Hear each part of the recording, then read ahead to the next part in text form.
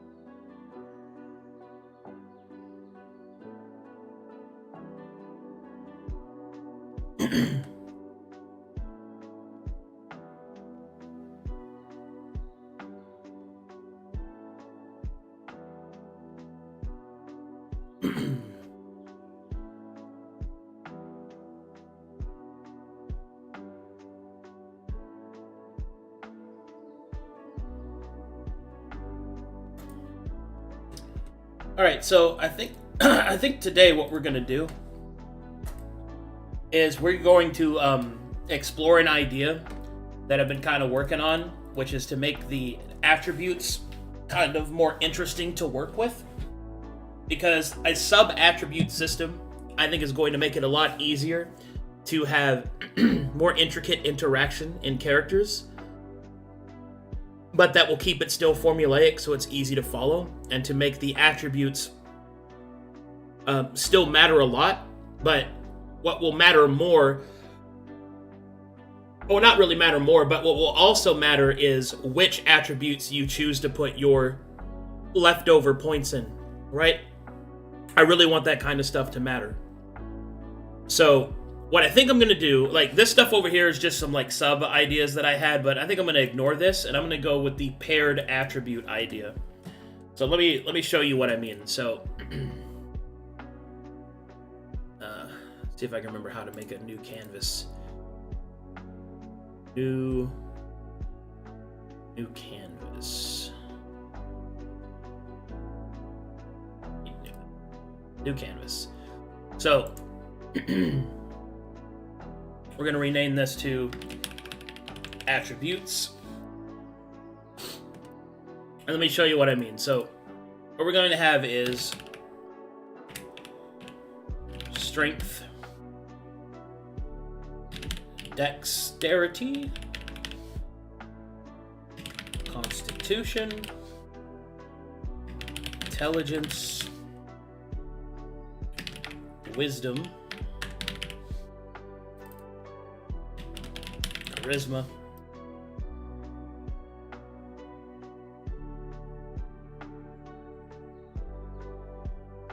okay. So we'll have that there. Have this up here.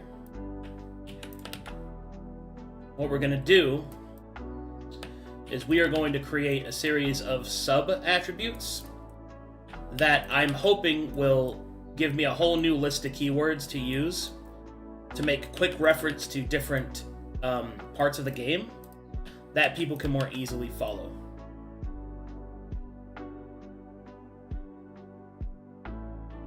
So I'll start with first the I guess the blank ones.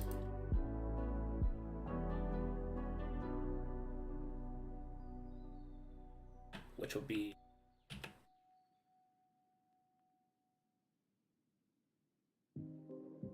Dex and Dex.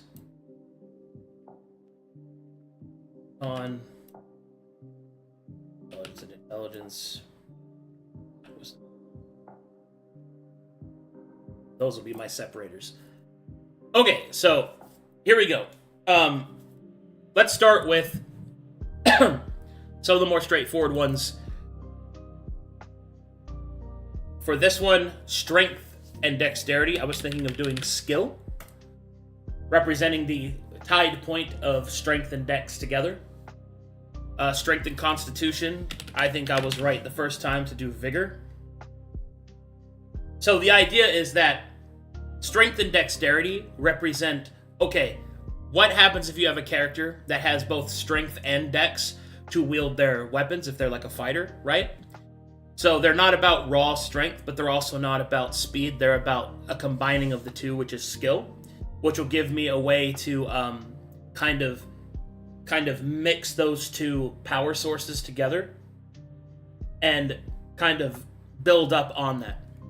So what I'm going to do is I'm going to fill out all of these, and then I'm going to go through and give my my philosophy on what I want to do with that keyword, or more specifically, what do I want to do with that sub attribute, and kind of combine those things together. So some of these are going to be a little bit harder though, because I have to combine different attributes that might not make a lot of sense together. So, like for example, strength and intelligence. So I was thinking probably tactics. And then wisdom could be strategy.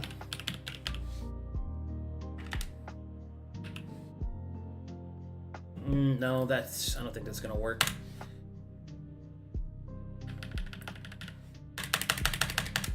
Alright, let me start with the ones that I actually have something for, and then I'll go back through these.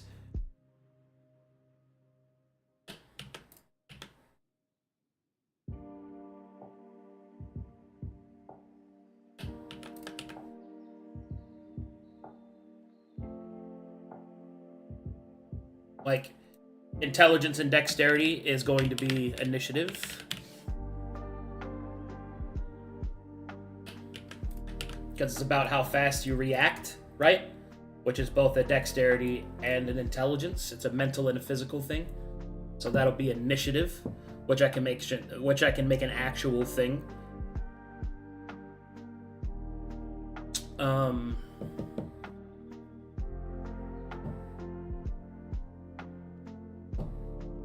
See, I had some other examples. Persona. Sovereignty. I could do that. Could I make that strength and charisma? It's about command. Oh, presence. I could make that strength and charisma. Is presence. Yeah, I like that.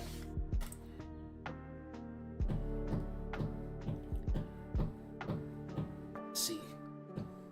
Wisdom and charisma. Intelligence and wisdom could be cunning. I like that. Intelligence and wisdom.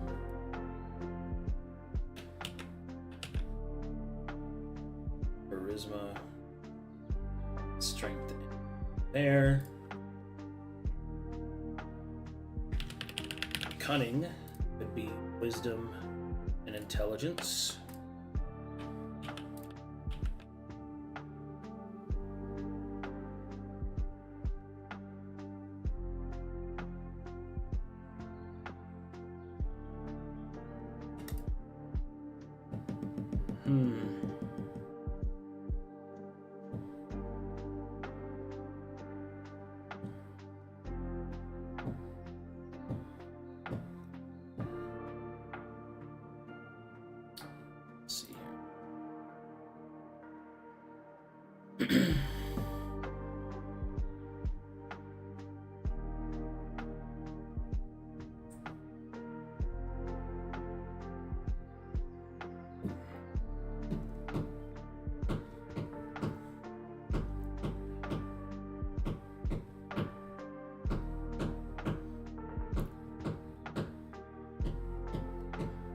Ooh, dexterity and wisdom could be wit. That's a good one.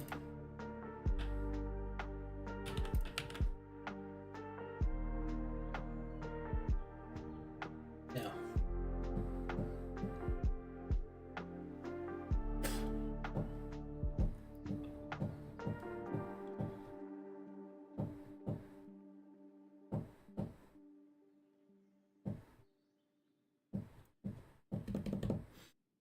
Having the other ones here. Yeah, an obsidian user. Yeah, Luke turned me on to this, and it's pretty good stuff. I really like it. It helps me organize my thoughts better.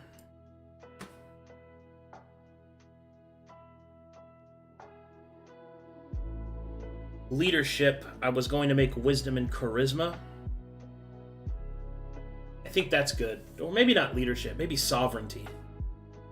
Yeah, sovereignty. Wisdom and charisma, I think that would be sovereignty.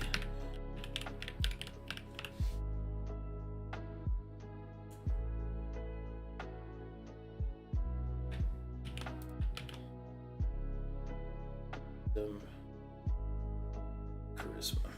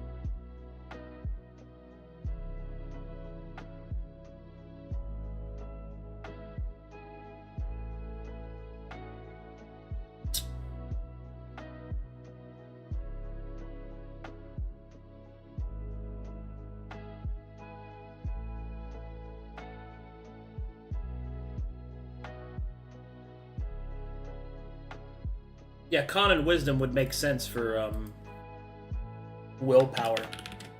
Yeah. I think that's what I'm gonna do.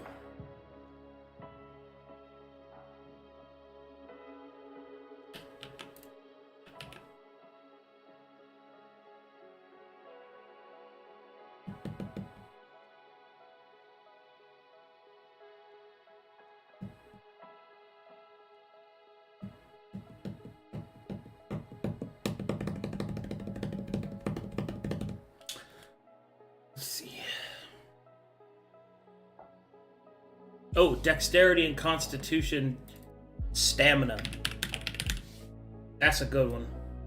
Yeah, that'll make some pretty unique builds, I think.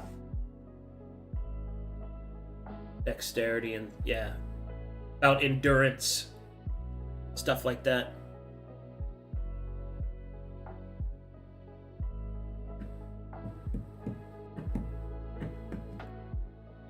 Dexterity and constitution.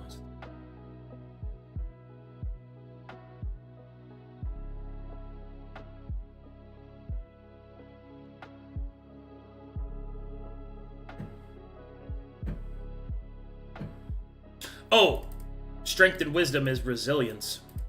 That's a good one.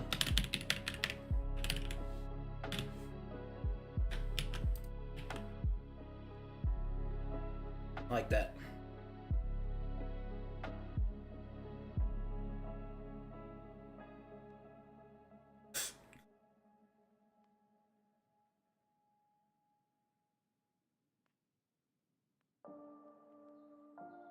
Strength and intelligence, I think. Tenacity might work for strength and intelligence. Yeah. I think that's good. And that works well. Or should constitution and intelligence be a tenacity? And charisma and constitution could be resilience. Actually, let me take those back.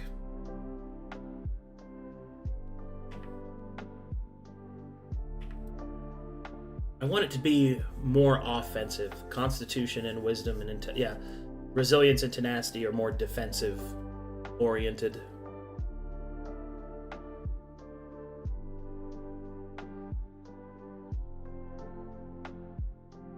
Yeah, I think I'm gonna.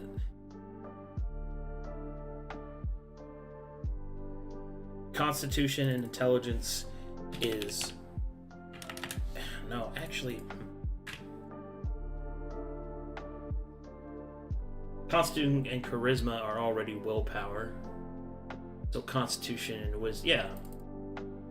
Tenacity for intelligence.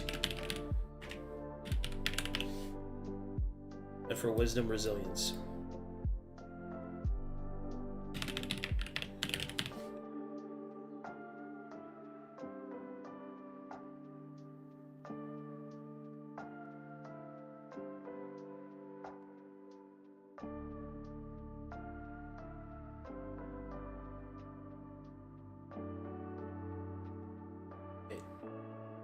I think I fucked up. Constitution and Wisdom's already willpower.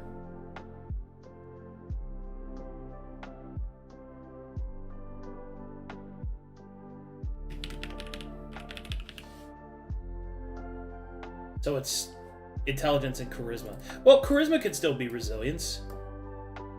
Yeah.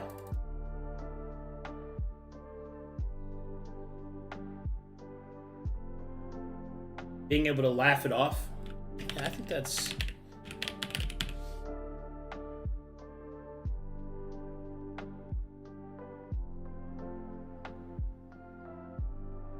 And wisdom.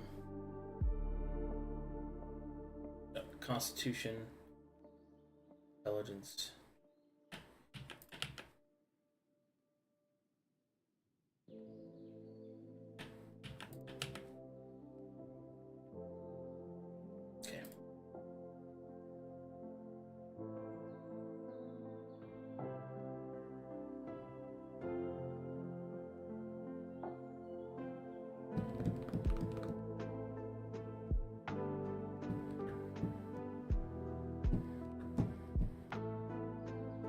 Dexterity and charisma is guile. Yeah, I think that's a good one.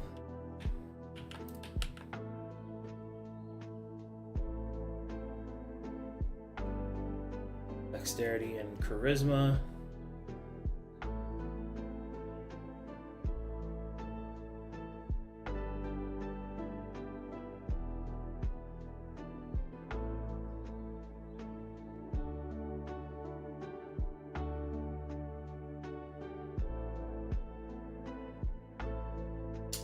Now I need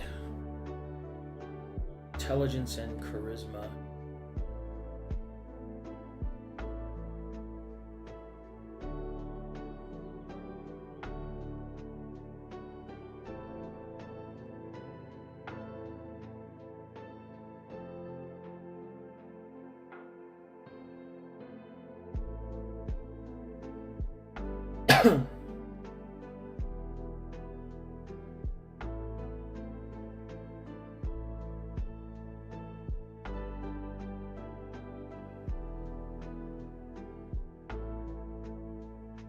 Actually, you know what? I'm gonna make charisma, intelligence, guile, and I'm gonna make dexterity and charisma, grace. Yeah, that's good. Yeah, I think that works way better.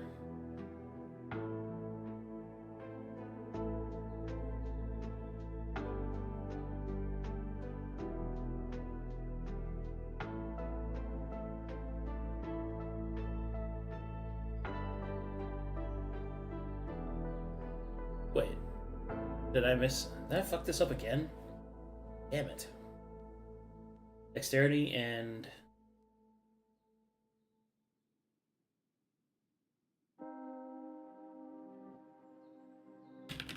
grace. And then... guile is charisma and intelligence. Intelligence and...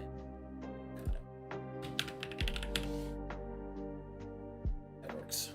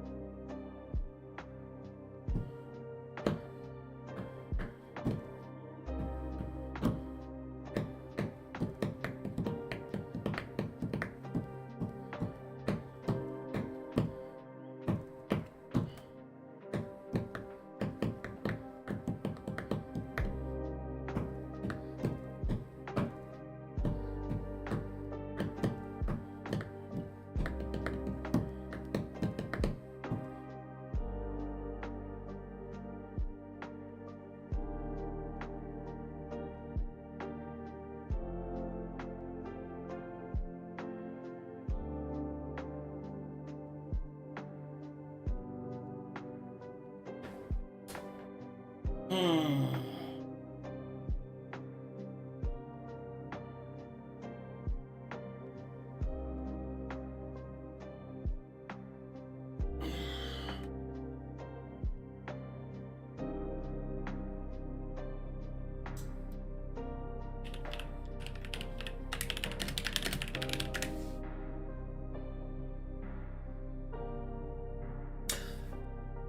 I got it.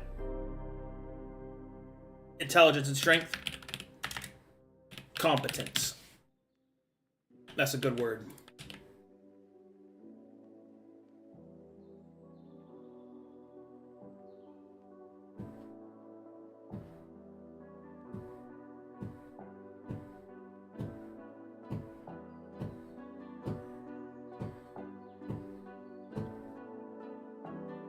Strength and wisdom.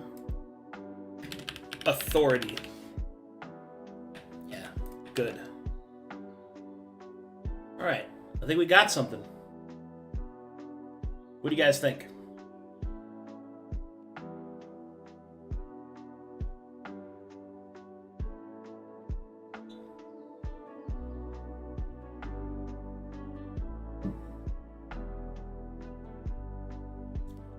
Okay. So now we need to go through and explain what the purpose of those are to be. What game mechanics are they going to do? What intention do I have behind it?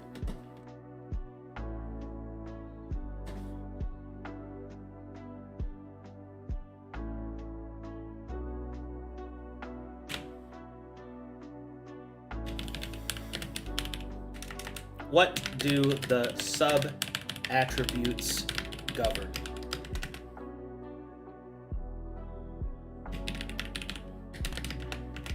Skill, vigor, competence, authority, presence. Actually, this really works because I could make things like melee divine spells go off of your authority and stuff like that. You see what I mean? Yeah. Yeah, oh, this is a new way. This is a new way that I could really make it to where people can deal with stuff, I think. Okay. Stamina.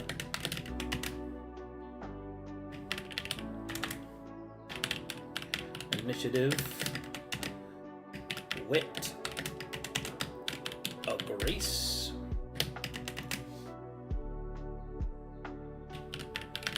Vigor. Tenacity. Willpower. Resilience.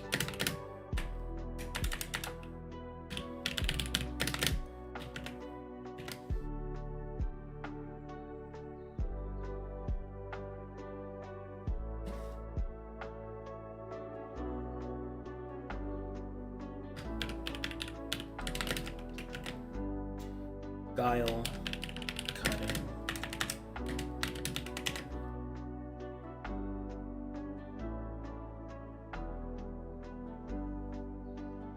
sovereignty,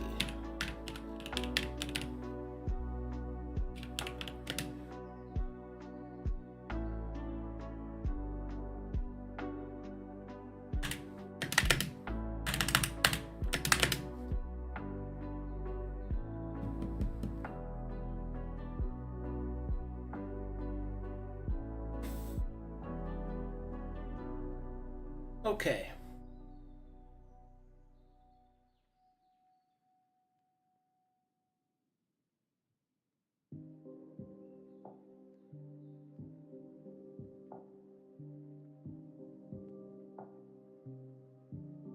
Okay, so now we got to figure out what these do. So first we'll start with skill. Skill is a strength and dexterity based skill, or feature, or sub-attribute. Skill. This sub-attribute deals with the ability to use weapons in a physically versatile manner. The skill with which a weapon is used can confer different benefits and higher forms of accomplishment.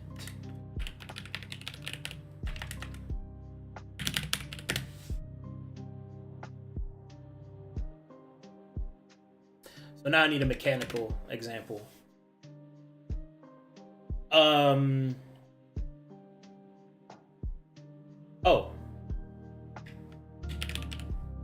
Mechanical allows the use of versatile weapons. Features the ability to mix features and the meeting of parameters of such features.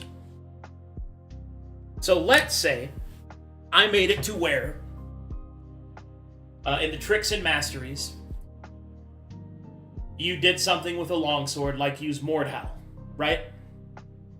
I could make it to where the effects of Mordhau are actually based not on the heft of the weapon, but rather it is based on the skill of the user or the heft of the weapon, whichever is superior, or something like that. So that way, you could still use Mordhau without skill, but you couldn't use the higher echelons of what it could be possible without high skill. And if you have high skill, that means you actually are rewarded for splitting your attributes.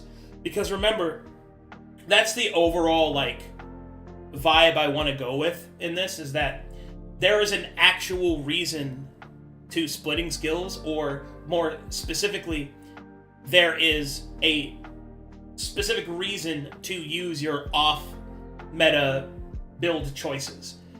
So giving a 14 to Ent to a fighter doesn't just become a waste, right? It actually matters. And you could still make a specialist if you wanted to with just really high strength, and you would be better at everything that strength does, but the more intricate abilities you wouldn't have access to. Because my whole thing is this is kind of the focus I want everybody to have in their mind with me, is the things that make those parent attributes work well, like attack bonus and damage bonus for strength, for example. That attribute will always govern that. And the lower sub-attributes, the children of those attributes, won't affect that directly. But what they will do is allow you to manipulate the game mechanics in different ways, to achieve different keywords, to create effects using the parent attributes. So, skill won't affect to hit or damage, but it may give you the ability to switch your damage type, or it may give you the ability to qualify for a feat that gives you something else, so on and so forth.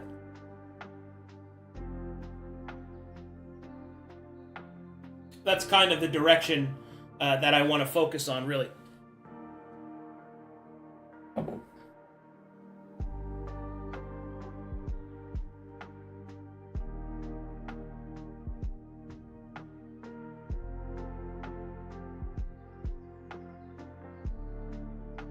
I think ultimately what will make it interesting will be to explore all the different aspects of the game and the keywords therein that I could use those sub-attributes for. Like, for example, right? If you have an ability that gives you the ability to lifesteal with an attack, right? Like, you might get a feat or feature or something that says when you deal damage, you get some health back. One of the attributes that designates how much you're healed might be skill, and things like that. So a lot of indirect applications, I think, will be really fun. Yeah.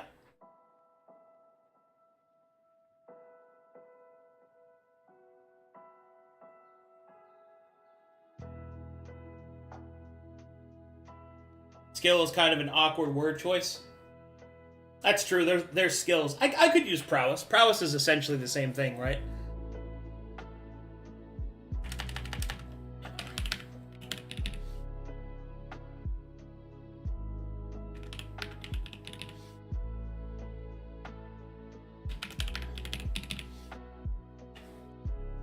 Yeah, that's fair. I don't want people to get confused.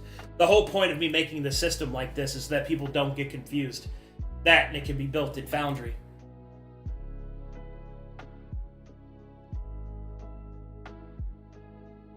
Because this way, I can differentiate different abilities that I want things to affect, and each ability will make a specific reference to an attribute or a sub-attribute or a keyword. So that way people won't be like, well, does this add to this? You'll know because it'll reference that. I think that'd be really great.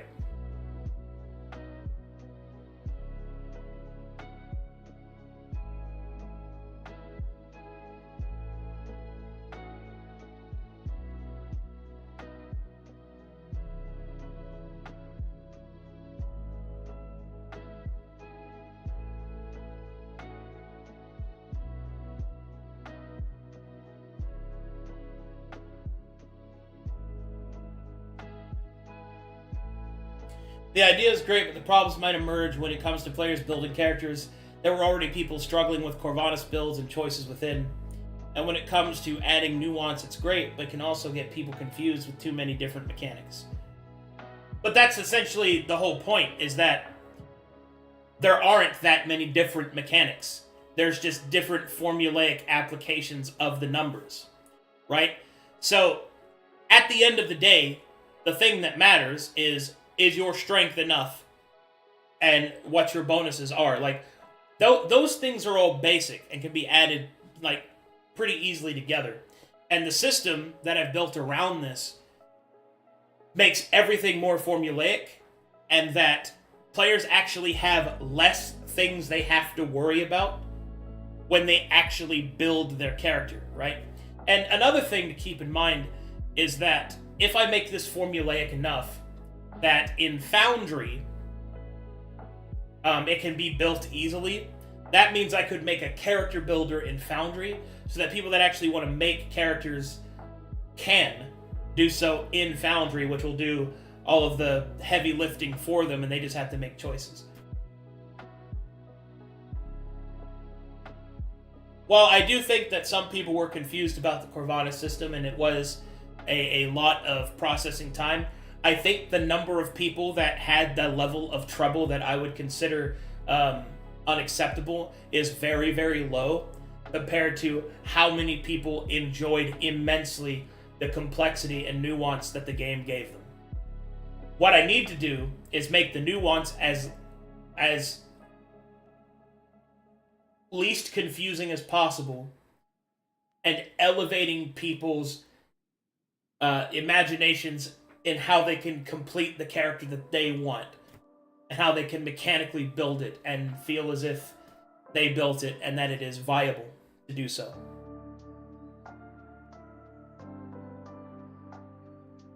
Streamlining the process is not quite what I'm looking for.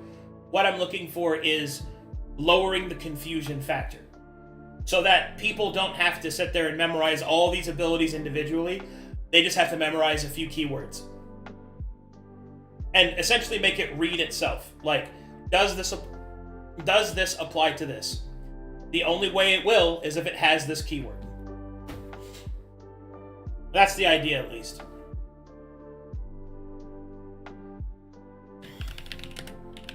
Let's see. This sub-attribute deals with the ability to use armor and shields in a physically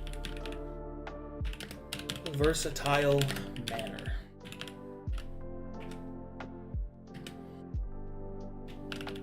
The vigor required to wear and use these armaments effectively and the parameters in which to use their features.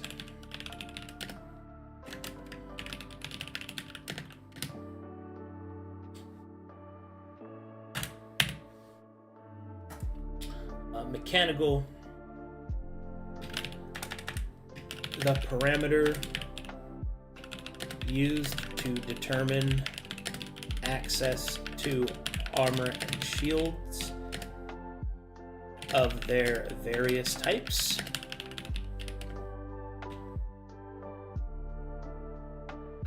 The effectiveness of defensive abilities that utilize armor.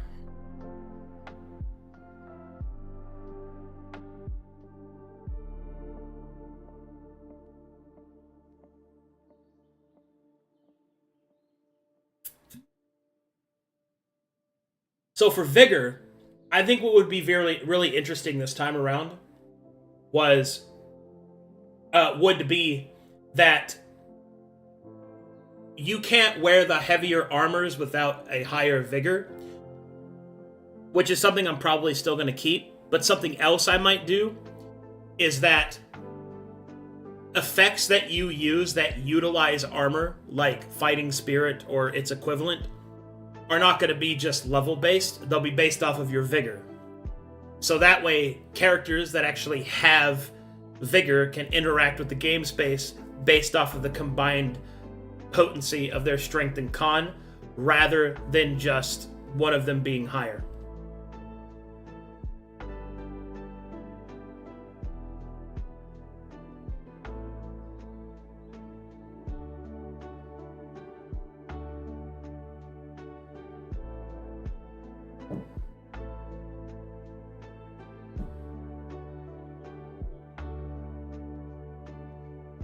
Nah, son. What's your, Are you playing in the games?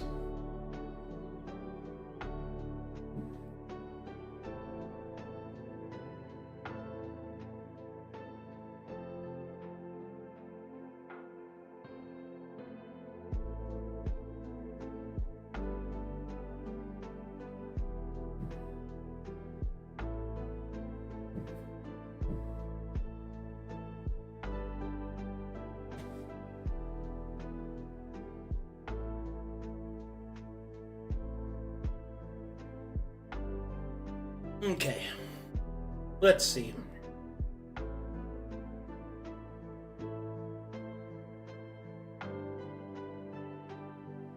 Competence, strength, and intelligence.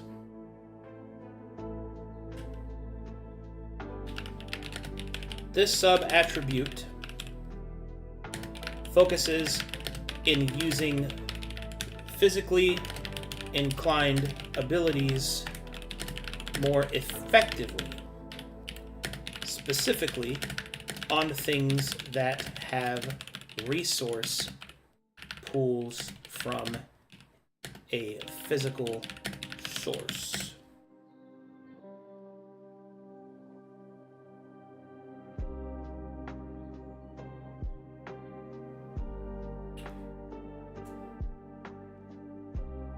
So competence could be used to implement any ability that focuses on the use of your combat effects. So, like, for example, if you had something that affected the game state with like a DC, so like if you had an ability that challenges an enemy, the DC of that challenge could be based off of your competence. I think that would be something that'd be really nice. Because that gives a different resource pool to focus on. And the use of... See, because I think competence should be focused on the use of abilities that don't use weapons or armors. So, like, taunts, maybe even combat maneuvers, perhaps. Things like that.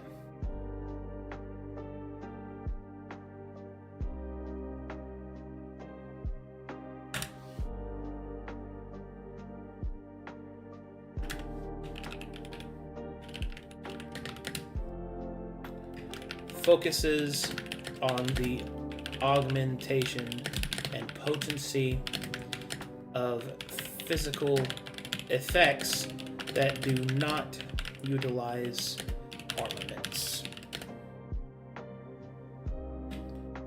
Taunt, for example.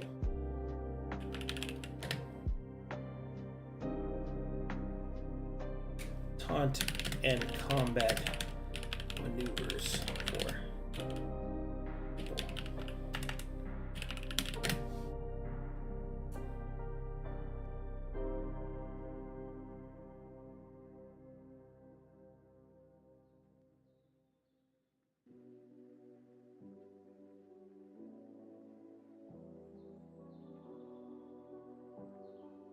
Yeah, I think that really works.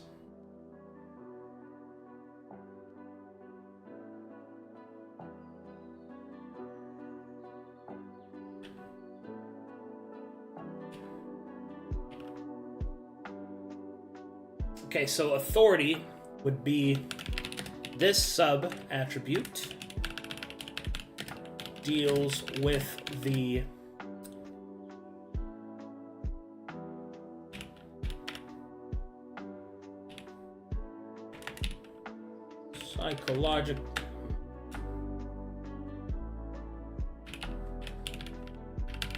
psychological effect of a physically applied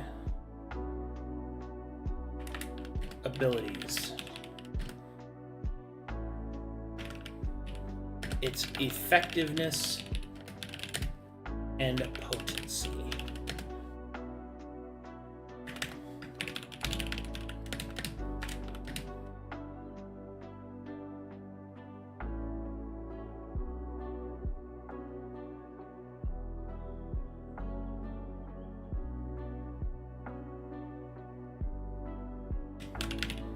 Things like fear, intimidation, or forced surrender.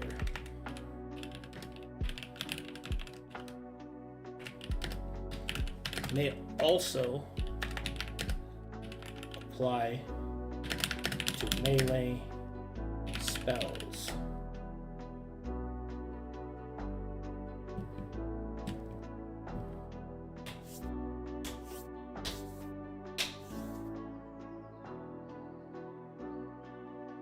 I have to think on that one.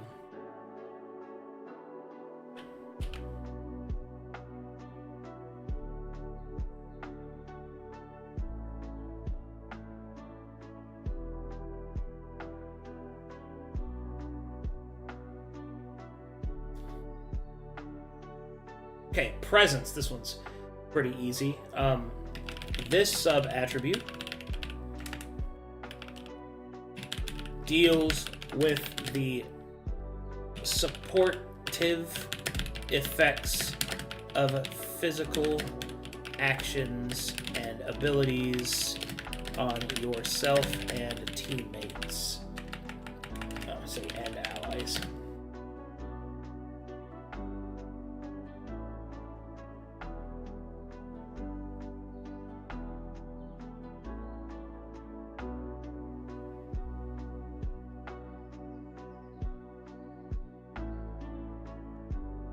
Actually, I think I'm going to do this to...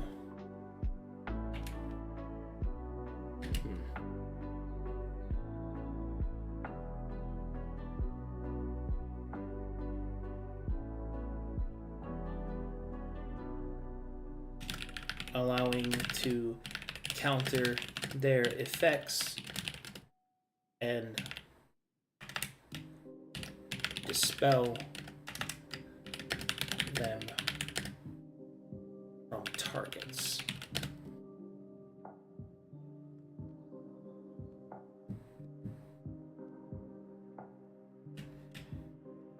Could be used to remove bravery type effects.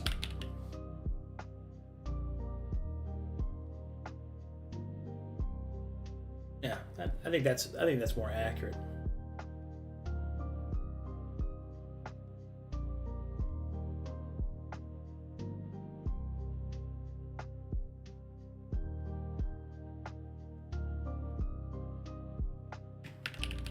Increasing their potency or allowing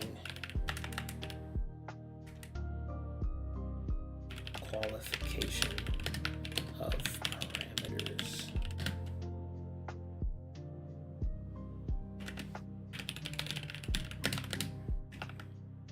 Things like bardic inspiration type effects.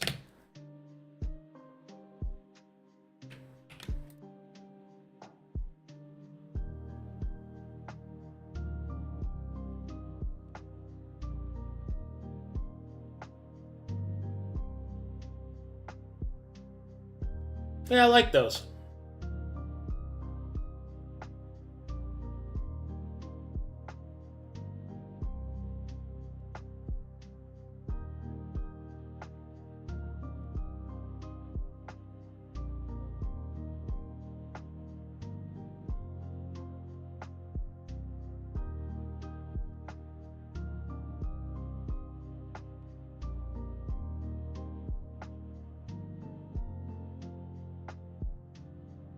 I think some of these sub-attributes might bleed over into each other, but I also think that's okay.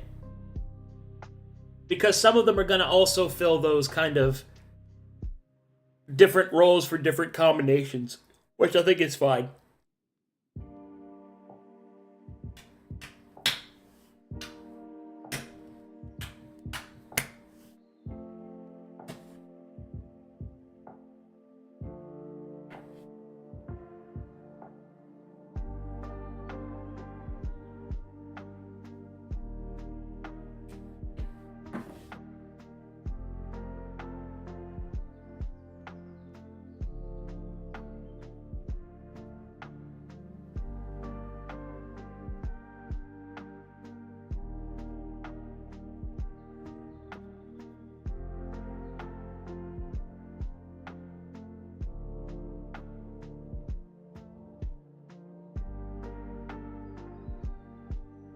Okay.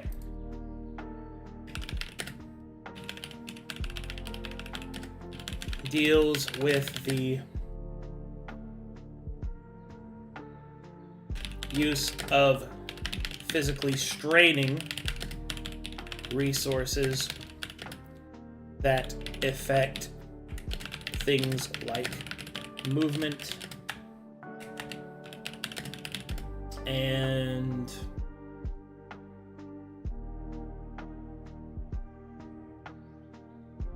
endurance.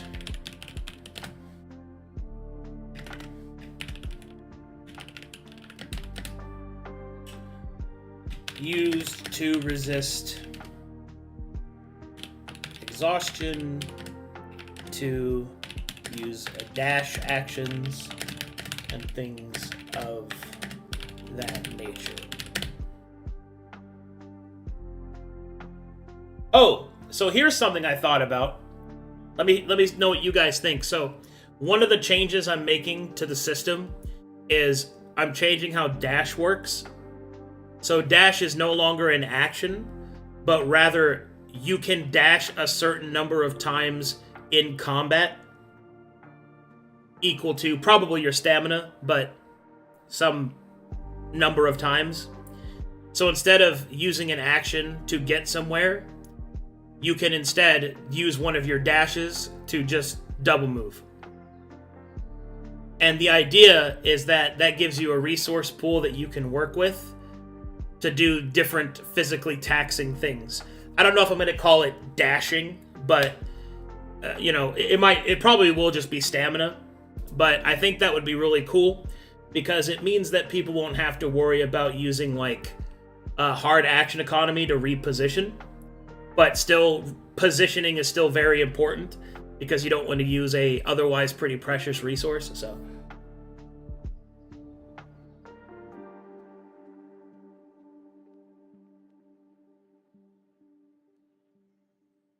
Would there be something for specialist builds? Because so far it looks like having split stacks is far more beneficial than having a single stat focus. For example, a fighter focusing on strength would be very limited in his class features compared to someone having dips in authority or presence. Well, see, the thing about it, Talus, is that a specialist is still good at the one thing that that attribute cares about the most. So, a 20 strength fighter is going to have more attack and damage than a split fighter between, like, a 16 and a 14, right? And in actuality, the big thing that comes through is that vigor, like, I'll use your example, prowess, right, which is strength and dex. If you've got a dex of +0 and a strength of 5, you have 5 prowess. So it's not as if, like, you can't build tall and still do this stuff. This is actually meant to make builds that aren't specialists more viable.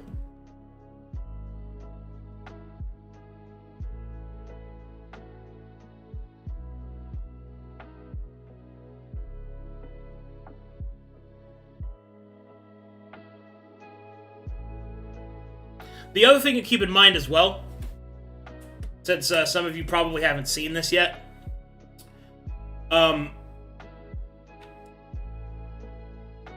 attributes are going to be very different. Like, you're not going to get a stat array. Everybody's going to start at like 10 or whatever, and then you choose things, and each choice that you make gives you an attribute adjustment. So, for example, what class are you? You get a plus. What continent are you from? What race are you? What's your core skill? What weapon set did you choose? What armor set did you choose? What kits did you choose? Those choices actually give you your attributes. So when you build your character, you'll literally just be good at what you built your character to do naturally. But the difference here is that if you wanted to split between different things and make quotations non-meta builds, you're not completely screwed. And in fact, it gives more build freedom in that regard. This is especially true when you consider how many classes there are and how the classes work. So as a quick overview, so everybody kind of understands what's going on. In this, there are 4 major archetypes: Warrior, Faith, Mana, Wanderer. And there are 6 core classes in each of those.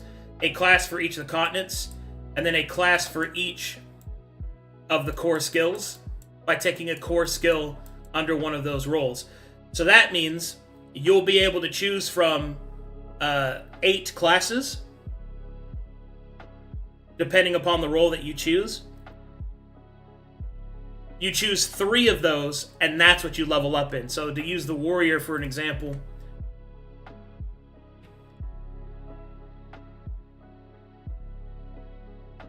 hold on, it takes a minute to load. I did a lot.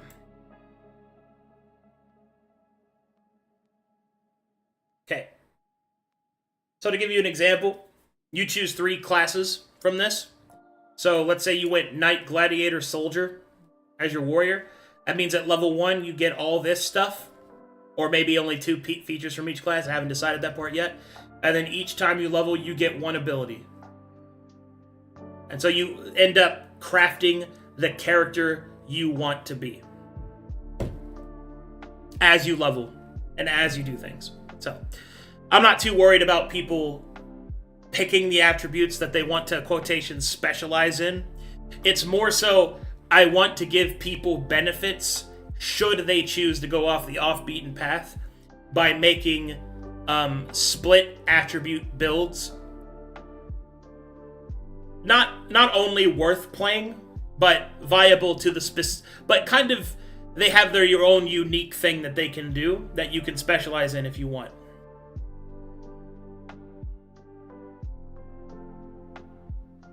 And that's kind of the whole feeling behind it.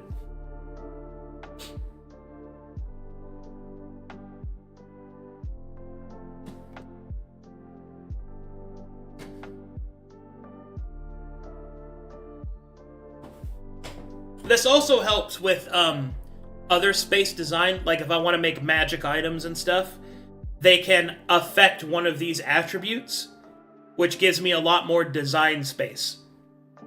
You see what I'm saying? Like there's just a lot more design space that I have in order to make different items and features and properties and shit like that.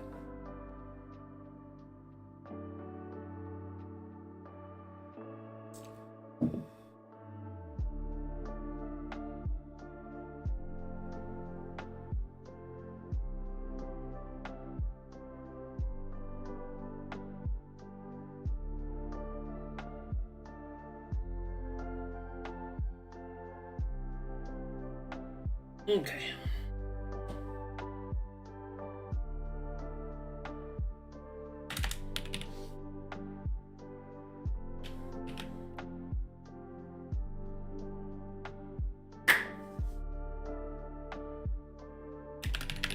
This sub-attribute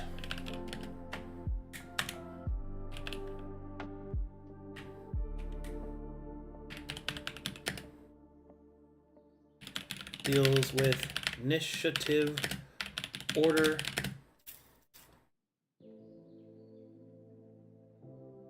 well, that's pretty much it. Deals with initiative, order, and reflex and reactions. Yeah.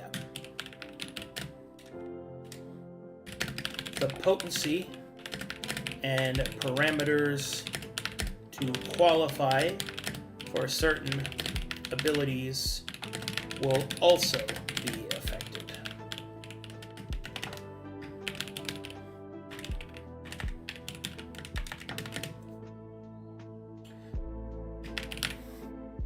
Initiative, order, and number of reactions.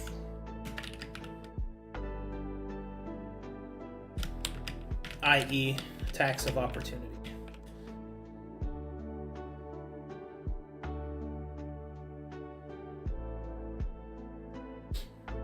Yeah, I think that's really good. Because you have a high initiative, you can play a character that has a lot of reactions to what people are doing. Yeah, it's pretty cool. You could be like a counter specialist, I think. So let's say Samurai from Alenclaest would have different abilities and stat arrays than a Knight from Corvinus based on the race, origin, subclass, etc.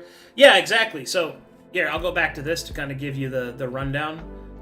So the idea here is, let's say you're human, right, for simplicity's sake. So if you're from Alenclaest, that means you get a +2 to Dex. You gain the Resolve ability. And you get to choose from one of the unique classes as one of your classes from your 3 classes you choose. So if you go to the class feature pool, right? Alenclaest has Samurai underneath Warrior. And let's say you said Rhine in your example. Corvinus. Okay, yeah. So Corvinus has Mercenary, right? Well, if we go to the Warrior sublist,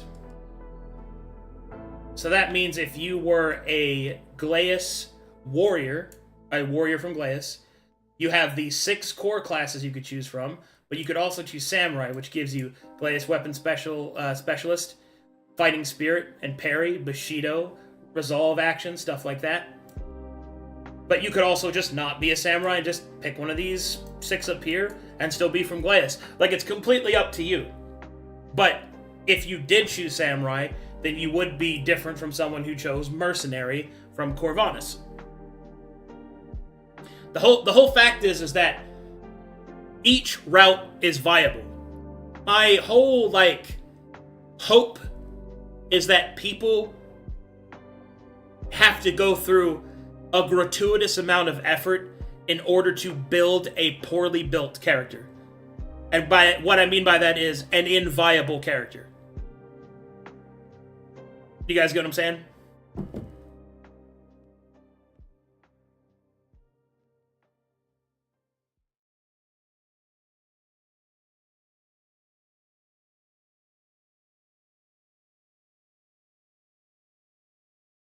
All right, where was I?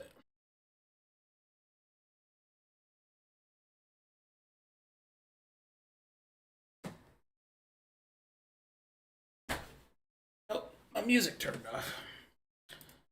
How am I to play without any jams?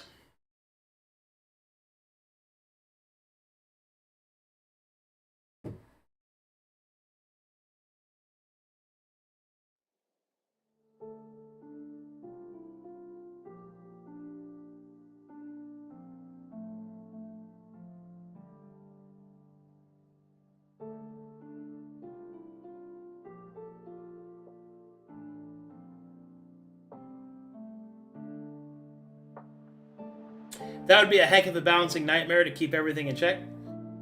Well, I mean, yes and no. If I make everything formulaic, then I know what the power level of each interaction point should be. And it isn't so much that I have to worry about balance of the higher end. It's that I need to worry about the interactions of the wide end. Because if I do that, there will be builds that'll be naturally strong and they'll rise to the top, but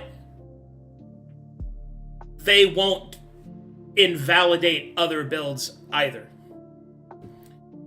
If the fundamentals of the game are simple enough for people to understand, because at the end of the day, if you're a fighter and you have 20 strength and you're attacking a guy, you're gonna fucking hit him more often if you don't have 20 strength and you have like 16, right?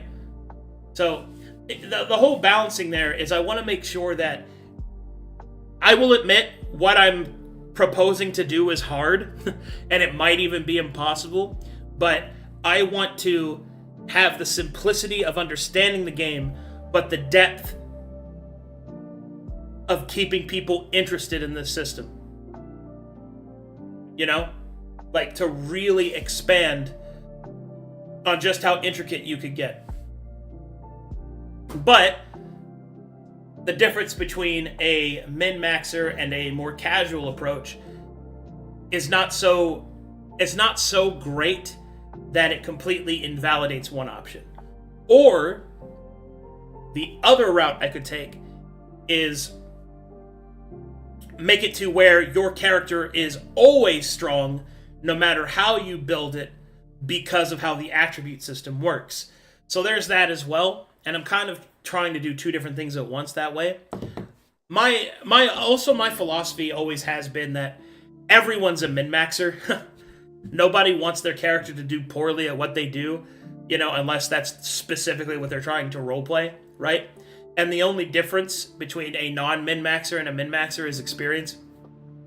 That's really it, right? So if I design a system, I can get people to a point to where they can all be on a relatively same power level, and then everybody's having a good time anyway.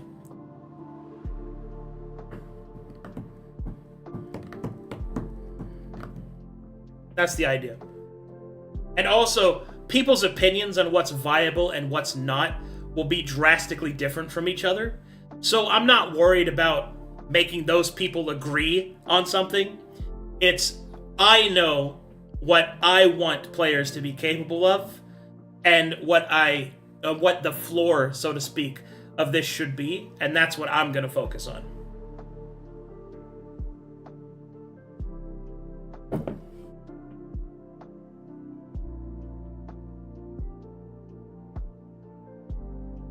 It's possible this could fail. It just could not work. But, I mean, what am I going to do? Not try,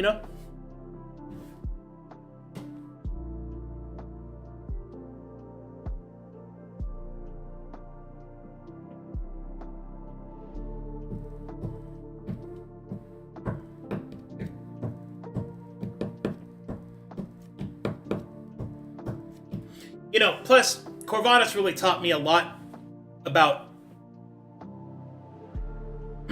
about pushing system design, I think.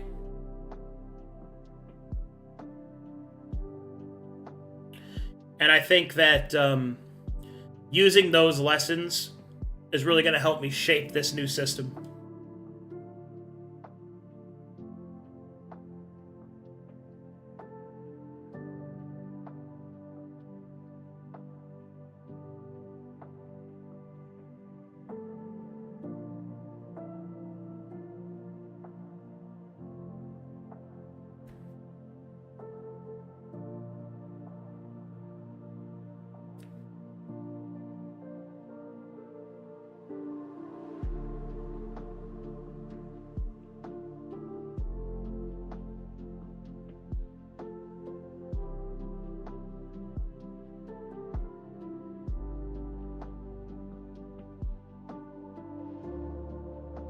Okay.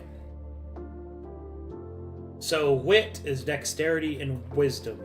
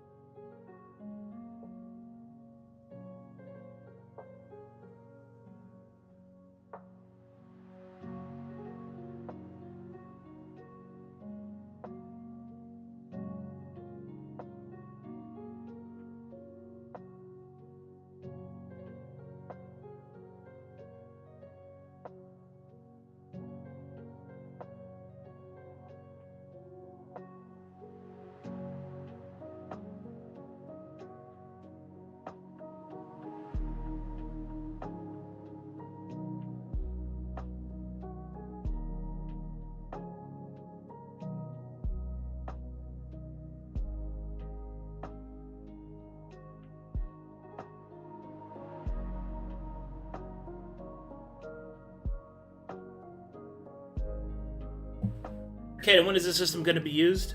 After Corvanus.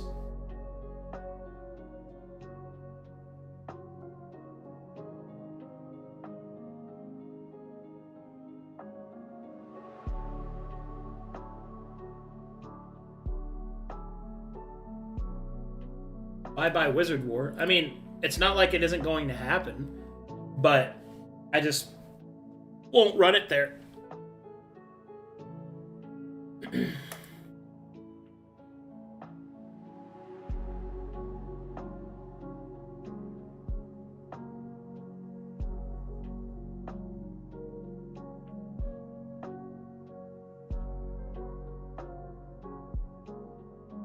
Will tricks and masteries still be a thing? Will they change? So tricks and masteries in their entirety are going to be different. The ones for skills will be attached to a core skill ability, and the core skills will be found in the various classes underneath one of the four. So for example, if I go to class feature pool,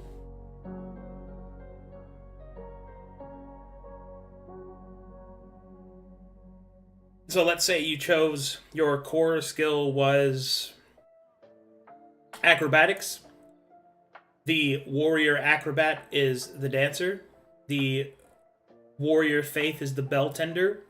The warrior mana is the spellwind. And the acrobatic wanderer is the acrobat. And they're going to have their own skill list, their own ways that they interweave into the system and stuff like that. So skills and masteries will still be there, but core skills, like the skills themselves, are getting their own classes. So it's actually going to be even more so than that.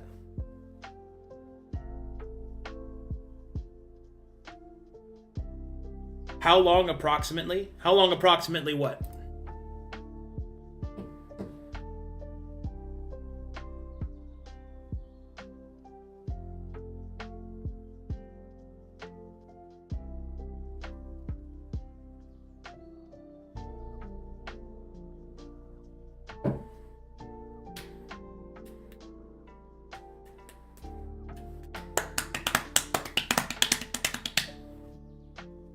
Time-wise, until the game sign-ups for Alenclaest, probably like 7 months.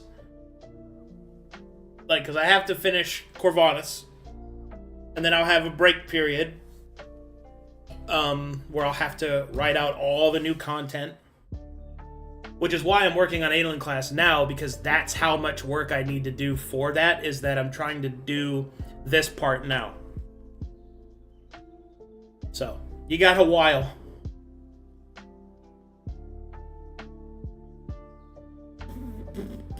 Just gonna happen off screen. Well, you know, the thing about it is I went back and forth on whether or not I wanted to go back to Conflux. And if I'm completely honest,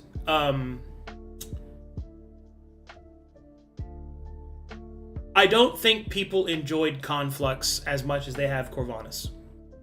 I think that I ran an experiment of a different type of storytelling for Conflux, and I don't think it went over very well. I'm not saying that I think Conflux was bad or that the characters were bad. That's not what I'm saying.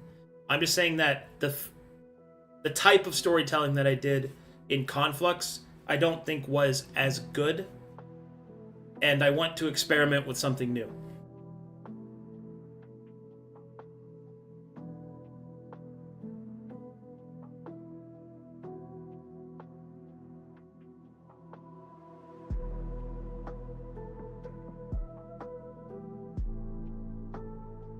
Worst comes to worst, how would you gauge that this system is a failure? Well, I suppose if people don't want to play it.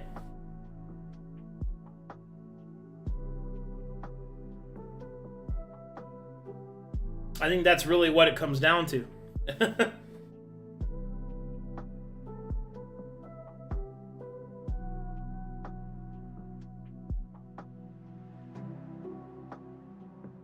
But to answer the question more succinctly, I think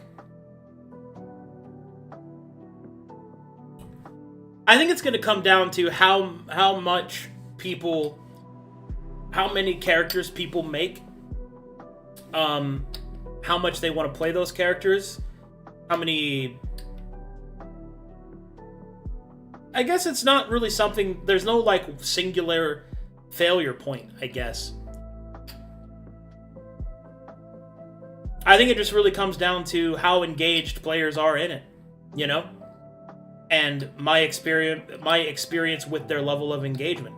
Like, that's the reason why I'm not going back to Conflux, because people did not engage with that nearly as much as they did Corvinus, right? There's a very real possibility that maybe people won't engage with Alenclaest. Maybe they'll think the system is dumb or too GURPy or, you know, not good. Completely possible. I could really fuck up, right? But the beauty of that is that learning why, understanding how, and taking risks means that I'm constantly innovating my craft, which is the whole point of me doing this.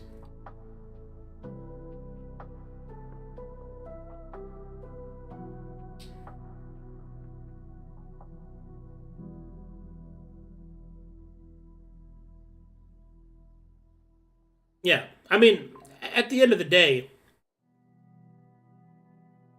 I don't know how people will feel about the generational system. Which I still haven't written, by the way. But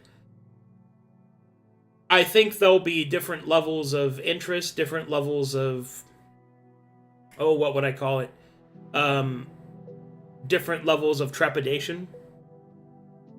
But at the same time, it's like... I think it'll work well. I really think it'll work well. I do. I think it will lend to a level of interaction that we haven't really seen before.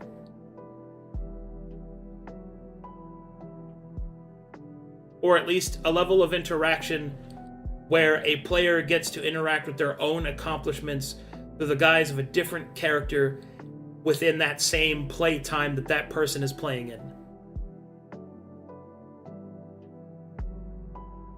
Yeah.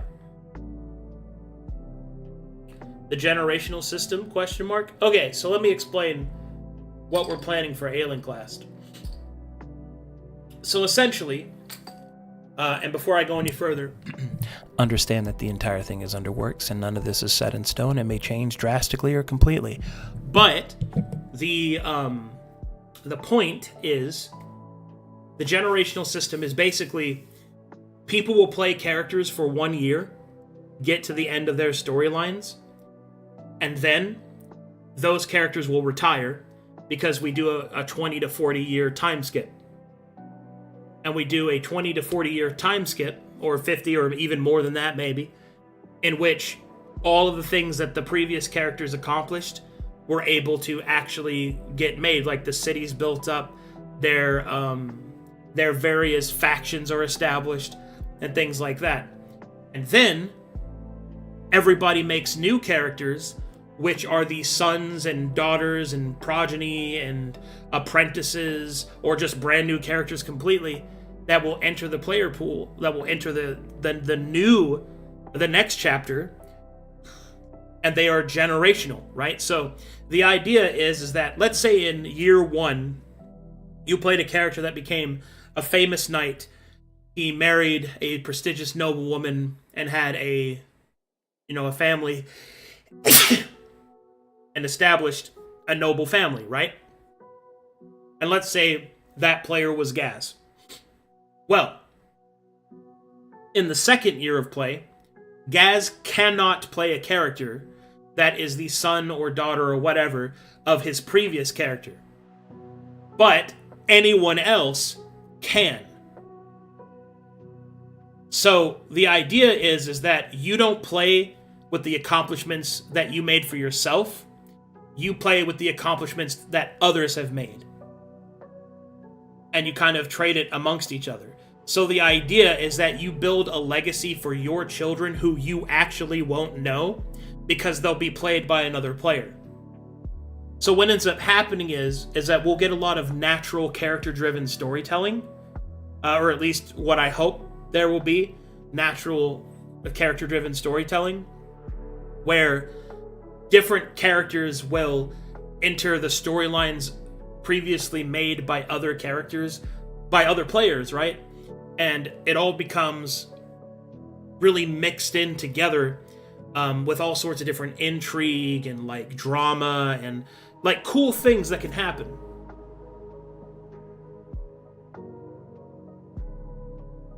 Yeah. And so the entire idea is that you make a character and you build a future that you won't... I can't remember which society has this saying. I think it might be an Asian proverb or something, but the old man plants the seed of a tree whose shade he will never sit in. You see what I mean? Like that kind of shit. That's the whole outlook I really want to experiment with.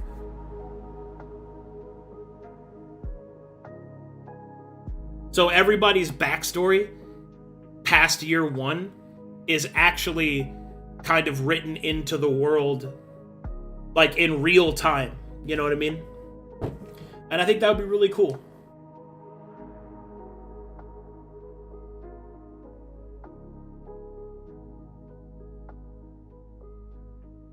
Oh. It's a Greek proverb.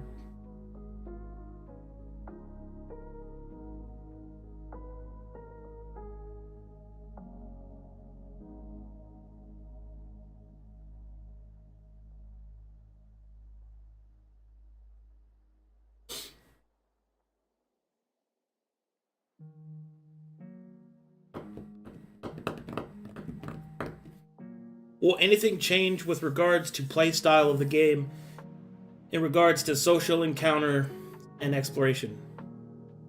What do you mean? Can you expand on that?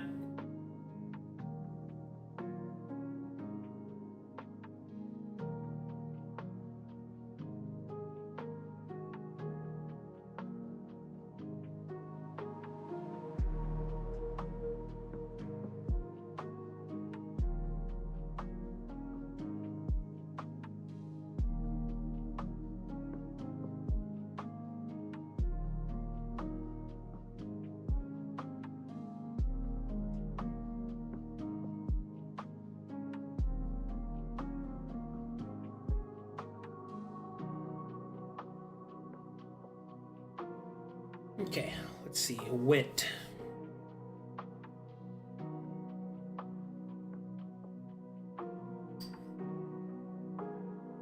For instance, will more of the world's story be built and described above table?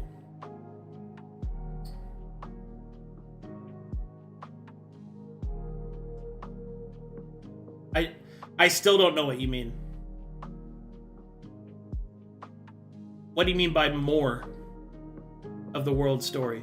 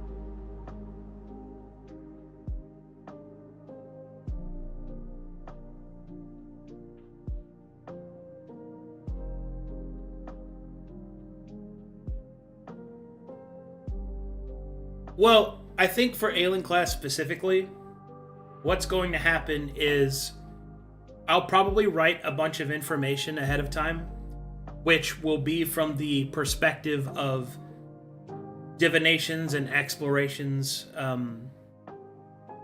attempted before. But much of Alenclast's... Alenclast will have its secrets that will be uncovered. It'll be completely new. And a place that is untouched by... Well, not untouched, but there won't be a heavy presence of other like Tyr's presence is going to be very limited there at all, right? It isn't going to be like that. It isn't going to be some stuff you've already encountered is secretly behind it, but it's going to be more than that. I mean, I don't want to be spoilery or anything, but there's a lot going on in Alenclast.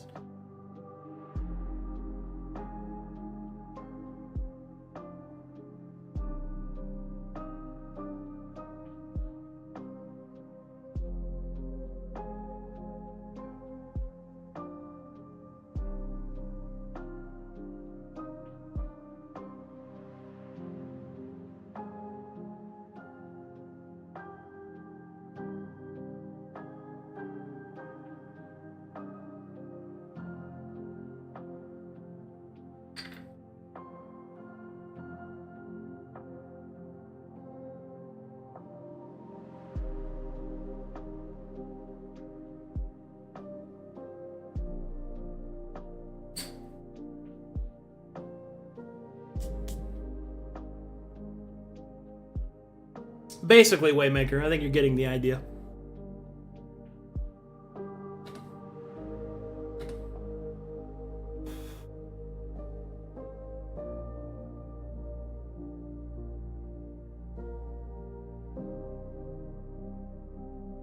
What is Alenclast? Alenclast is the new continent that I'm getting ready for us to go to after Corvanus is done.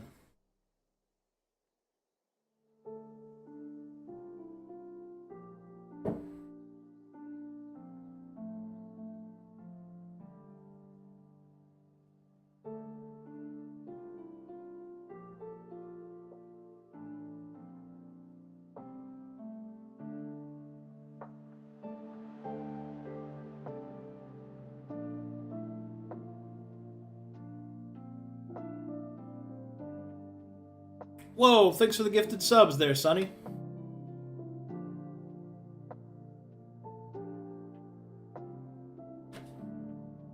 People do be gifting subs, though.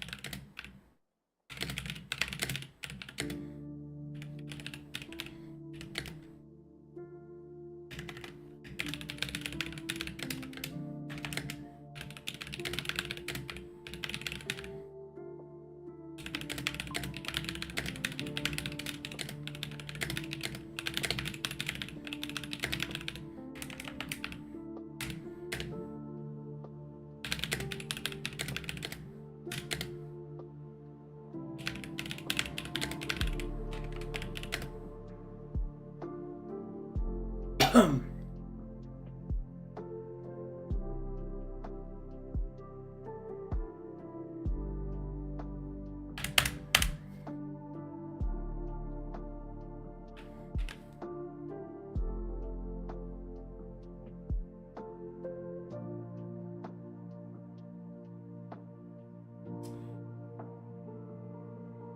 guess the way I understood this continent is the players will be colonizing and discovering this new continent. Is this a brand new world seed with nobody in it? Are we building from the ground up? Oh, that's what you meant. Well, yes, you will be building from the ground up. There will be remnants of other races and other civilizations that are there. As to how they got there, what they are, what they're doing, and whether or not they're still there, these are all mysteries yet to be explored.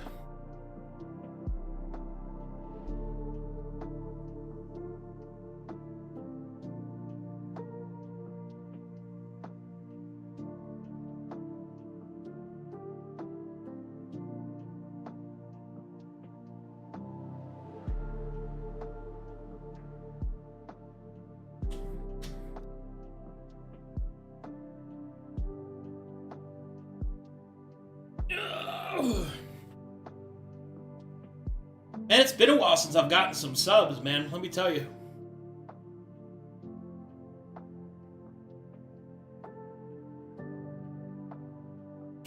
It's also been a while since I last streamed in a way that I could interact with chat directly.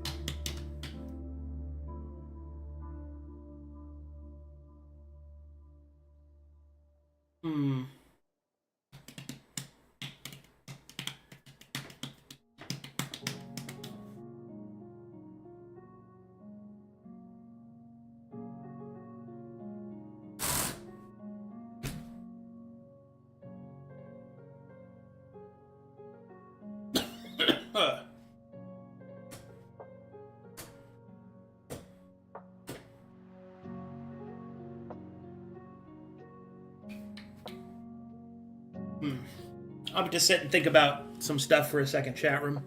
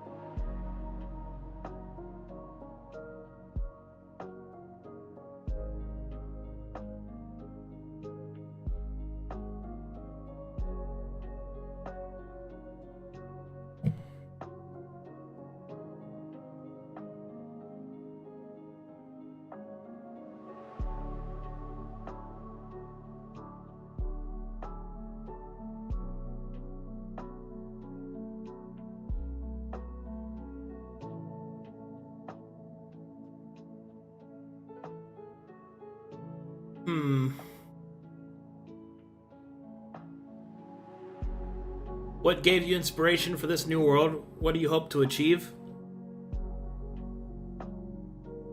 Honestly, I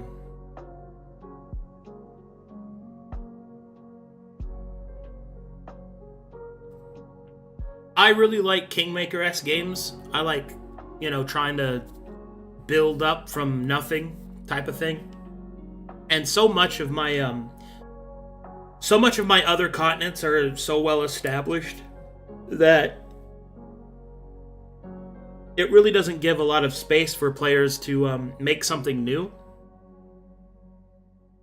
So Alenclaest was the perfect opportunity for me to give players that opportunity. Like, or at least this modern set of players, the ability to do that. And I just want to see what they'll do. What I hope to achieve is at the end of Alenclast, we will have accomplished intense, character-driven stories that everyone will remember and will have enjoyed being a part of.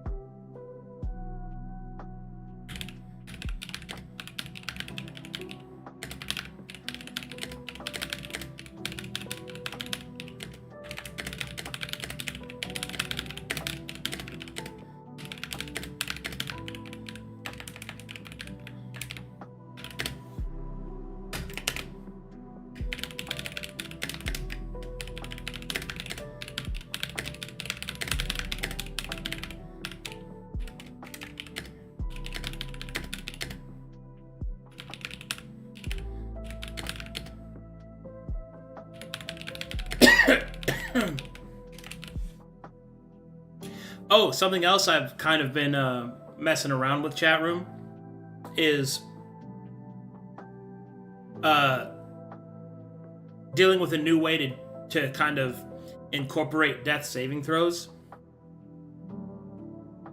where essentially your character has so many death saving throws they can attempt in between a long rest, like total, and that when you're out of them, you just die.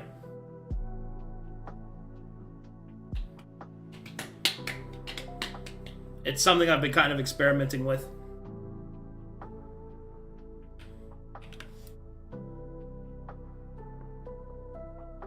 Would it be defined by willpower? Yeah. It's to dissuade yo-yo healing. Back. Be right back, bathroom.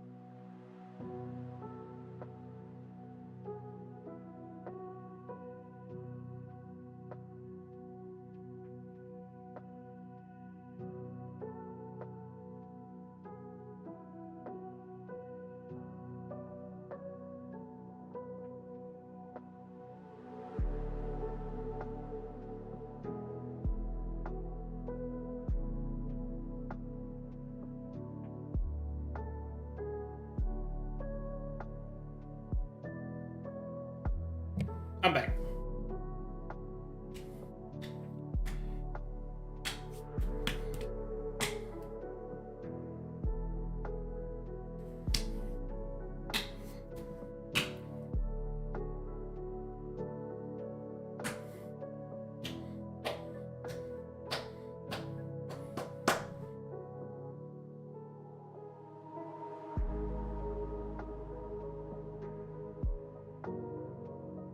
I also thought about something else as well, where you could spend 3 death saving throws to stand up at +1, as if activating the natural 20, but taking away the natural 20 auto stand up. Something I've been experimenting with.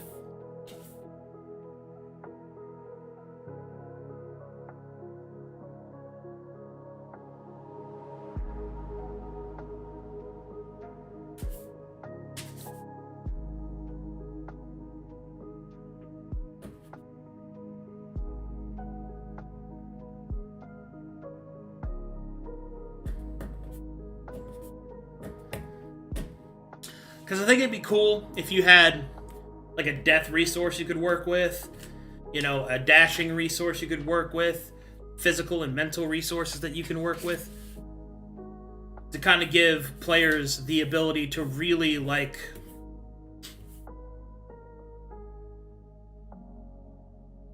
to really utilize different parts of the game. Something to think about, I think.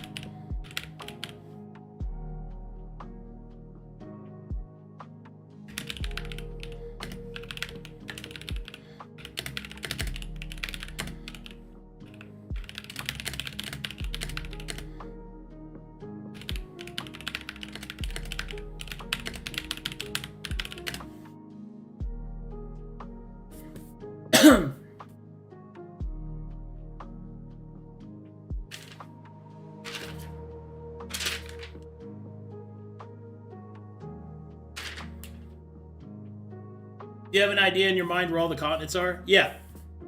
Eventually I'll have a world map made. Are you trying to balance death saving throws by limiting them? It's not so much I'm trying to balance them, I'm trying to make them matter.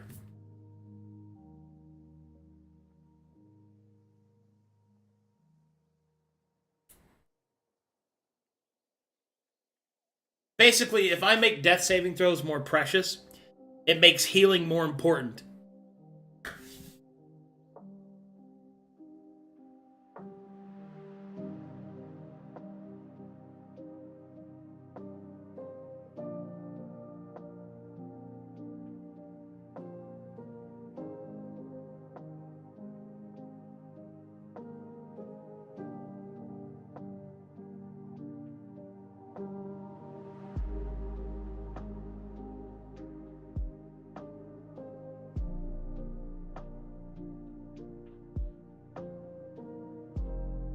Well, that's the thing, Craig.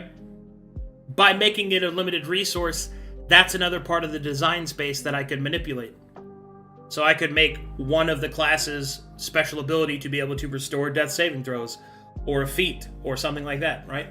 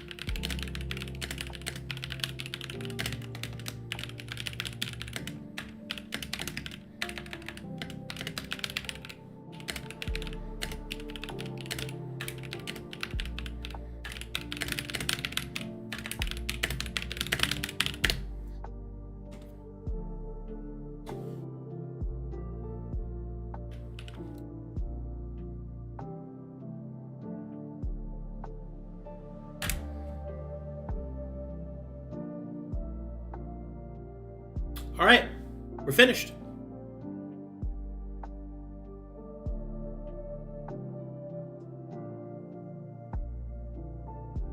What a good start.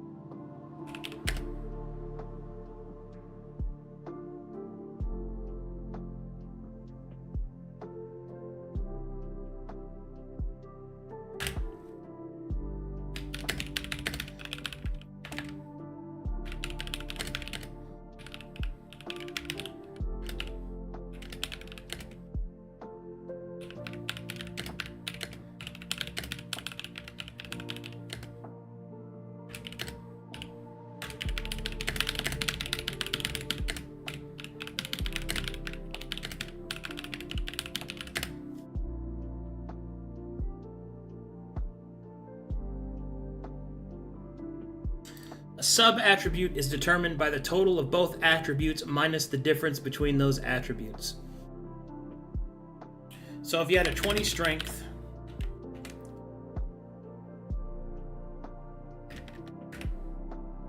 and a 12 dex, your prowess would be 1.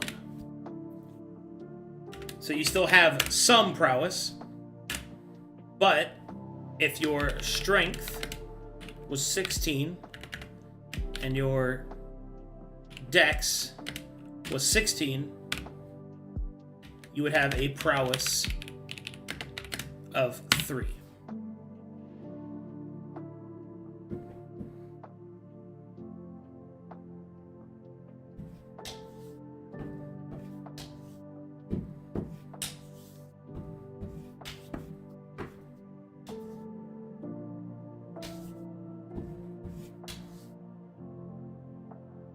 Yeah, I like that.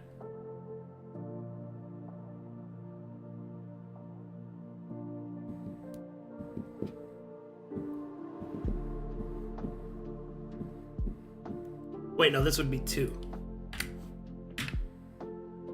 This would be 2.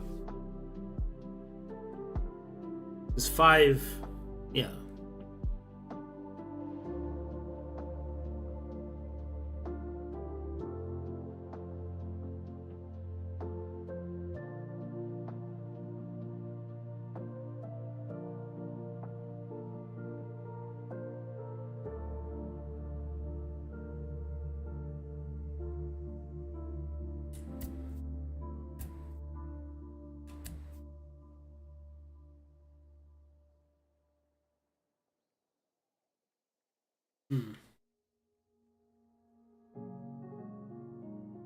Yeah, and if you had 10 dex, which is 0, 5 plus 0 is 5. The difference between 5 and 0 is 5 minus 5. Yeah, because you have to have at least some in order to have any at all. Yeah.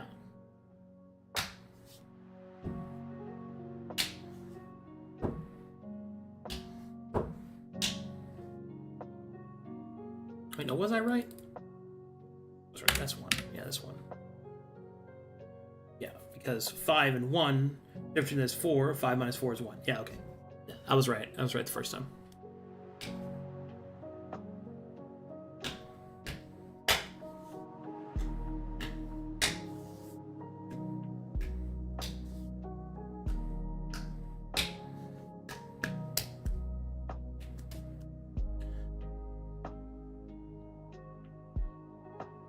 Yeah, prowess would be 6 on 16 and 16. Is that too much? I don't think so. I think that's exactly what I want it to be.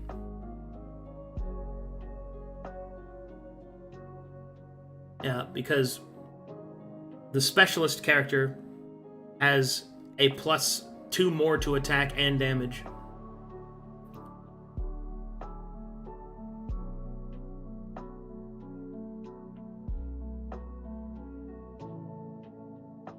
Yeah, I think that's what I want.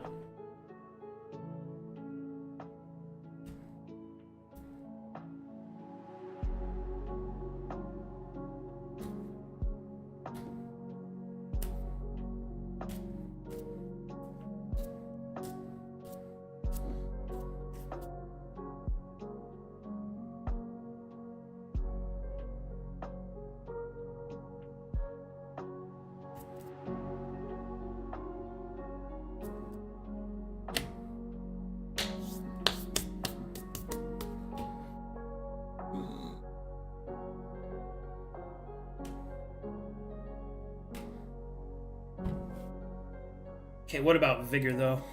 So I changed that to Con.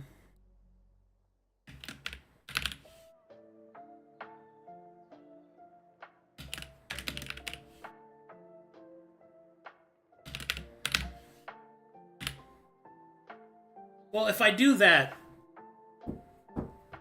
that makes Con more valuable for armor, and a heavy strength fighter is just going to have to use lighter armor.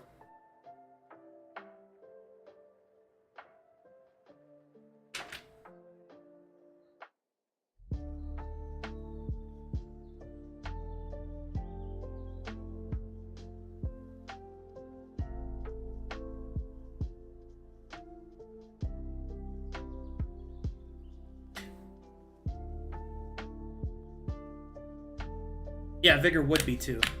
God damn. I keep going back and forth on this. Yes, it's Strength and Con. It's 5 plus 1 is 6. Minus the difference between those two, which is 4, means it's 2. And then the Vigor there is 6 for 6. Yeah, okay. Yeah, I think that's good.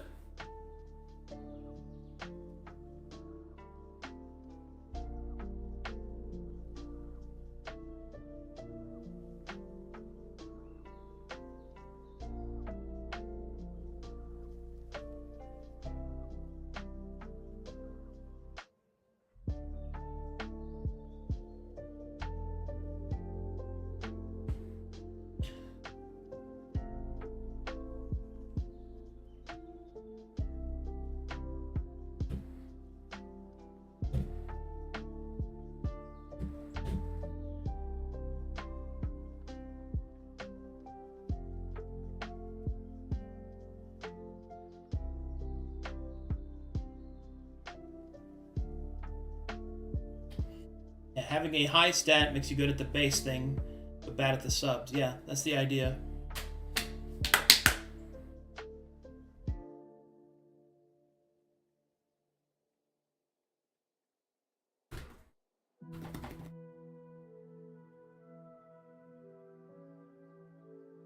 So let's say I did 20 strength, 14 dex, 12 con, 10 int, 12 whiz, 10 charisma.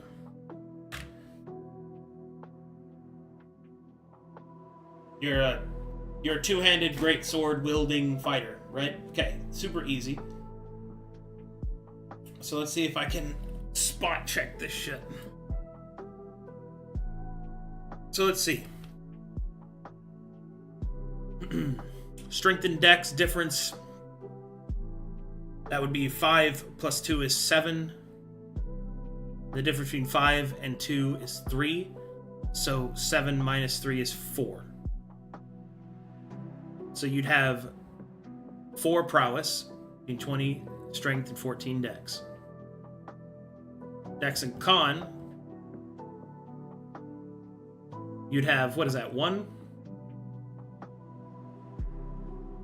No, that's 2. Yeah. You'd have 2 stamina.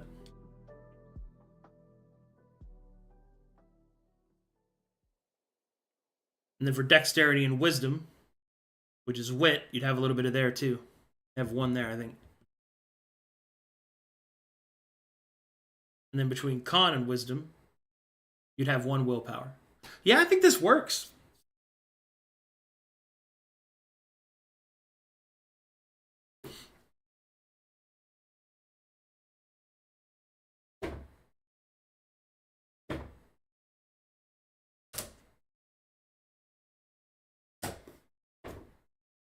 I think this works a lot.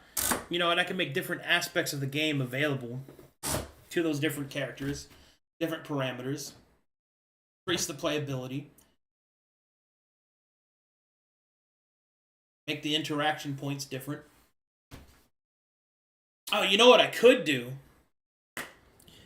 I could do something like tricks and masteries of the different items, like weapons and armor and shields. Have different tricks and masteries depending upon whether or not you have the parameter of the sub-attribute.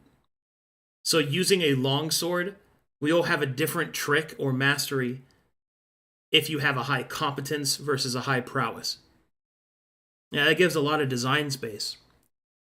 So like 4 different warriors could use the longsword completely differently. I think that's really cool.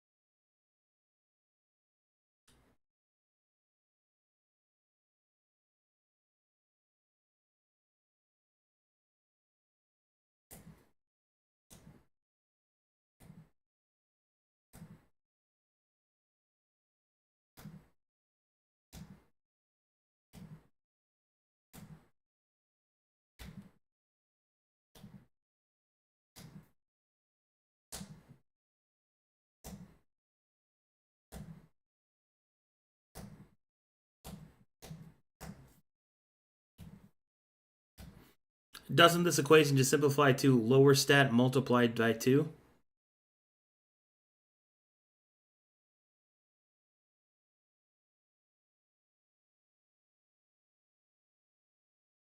I suppose so.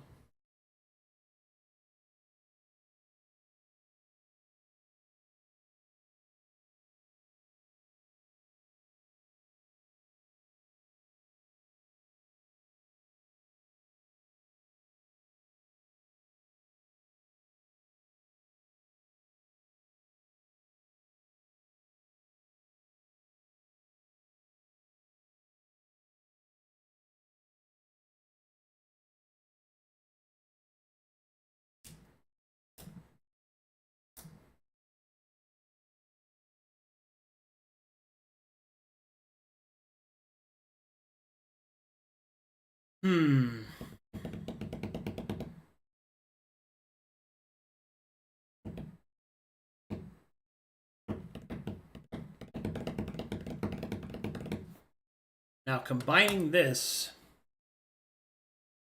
with this fucking shit.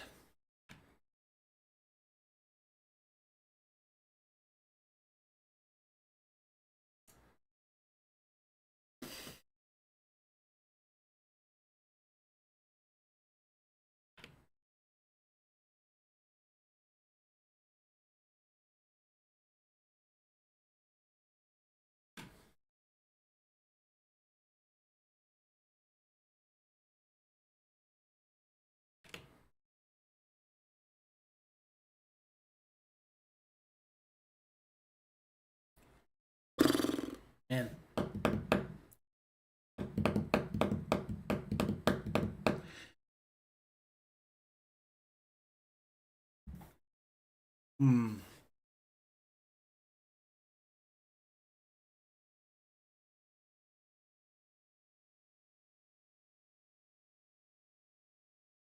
Sorry, Chad, I'm up in my head right now. I'm trying to figure out.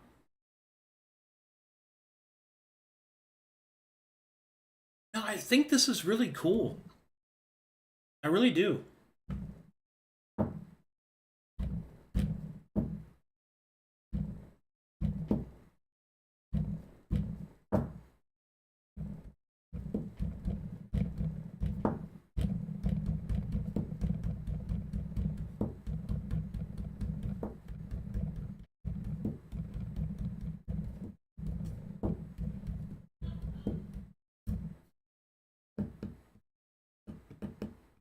Wouldn't the 14 and everything type stat line be very powerful based on how much substats it gets? Sure, but you'll also only have a +2 to all the main shit. Doesn't matter how cool and tricked out your weapon is if you never hit with it, right? And sacrificing a 15% chance to hit. It's pretty big to do that.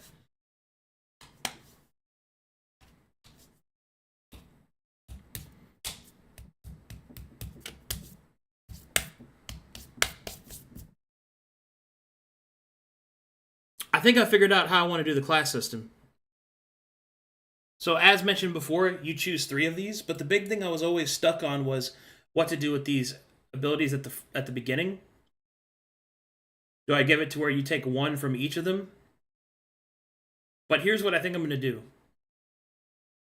I think what we're going to do is you choose your 3 classes. So let's say you chose Knight, Gladiator, Soldier. You put all of their first level abilities into a pool, and you choose 3 of them. So you could choose these 3 all together, or these 3 all together, or 1 from each of them, or 2 from this guy and 1 from that guy. And then from 2nd level and onward, you get to pick only 1 ability from the 3 classes. Yeah.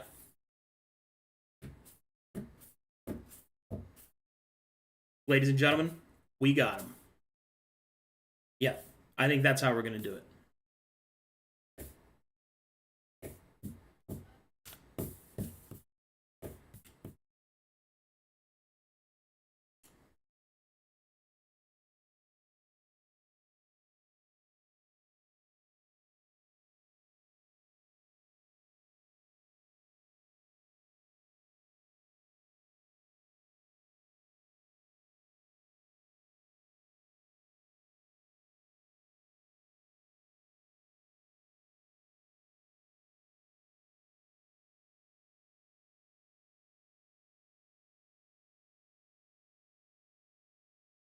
Yeah, this is really good, man. I think this is a really good spot. Because you see where it says heavy armor specialist, one hand specialist, those are the trick and mastery access points. So I make it to where somebody can decide, do you want to have dual wielding, taunting, and guard? Well, you can have all 3 of those, but then you're not going to pick one of the specialist abilities, which means you won't get access to the tricks and masteries with specific weapons. But maybe you don't need it because you have different things you can do. Yeah, this is awesome. I think people are going to love this shit. I'm cooking great right now.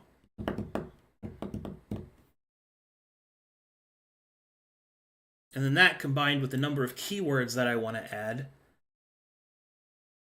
means that we can design all of those features around a set of keywords, a centralized set of keywords like they kind of do in Magic the Gathering.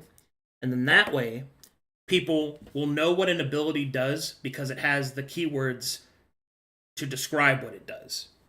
So that way, it'll save me a lot of typing time because I don't have to type out the same shit over and over again. I can just type out one keyword and you know what that keyword does. Yeah. Yeah.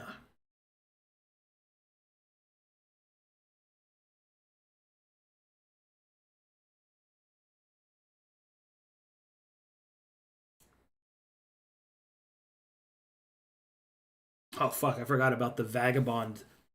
Yeah, so there's two types of characters you can play. A normal character or you can play a vagabond. So the vagabond has the equalized ability score. It's the the all arounder ability score set or something like that. But put that aside for now because I don't know what I'm going to do with that. But the idea is that the vagabond doesn't get any of the specialized classes, so no continent based, no skill based, no core skill based. But they can choose any three from any role. So instead of having to stay in one column, they can pick one from any role. Or three from any role and make their own class. It's going to be awesome. Be right back, bathroom.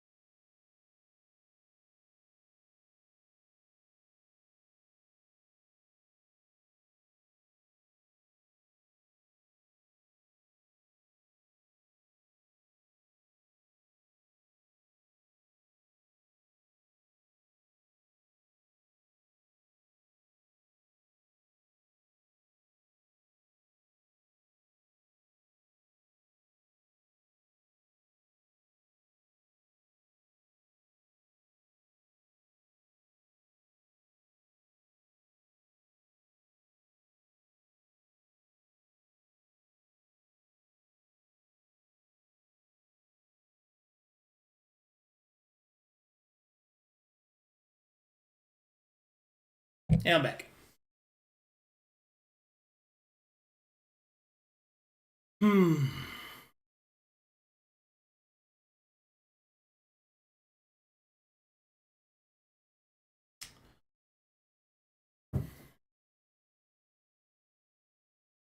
Yeah, I really think this is coming along, chat.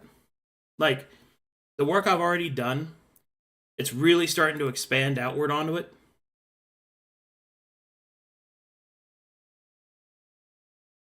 Yeah.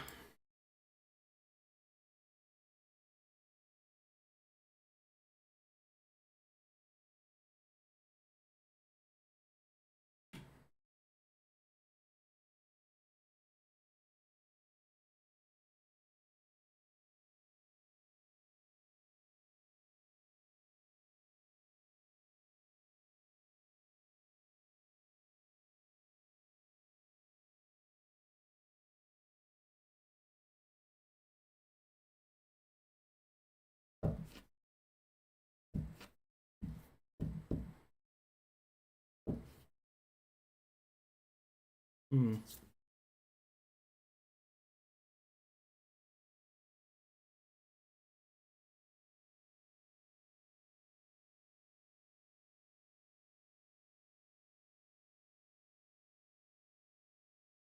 Like, for example, why would I need to hit more when I could fear enemies or break the morale while rocking all the possible saves due to willpower?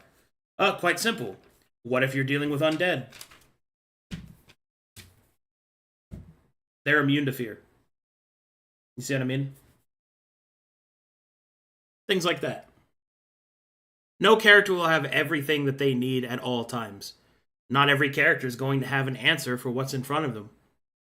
It is what it is.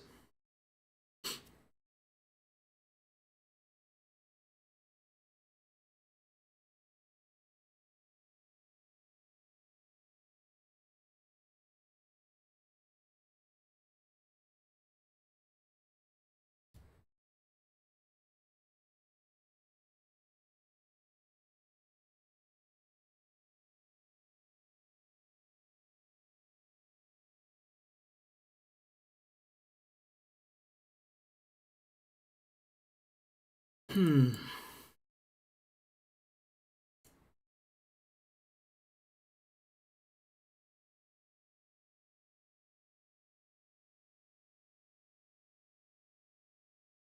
I think I'm kind of out of juice right now, though. We got all these sub attributes ready.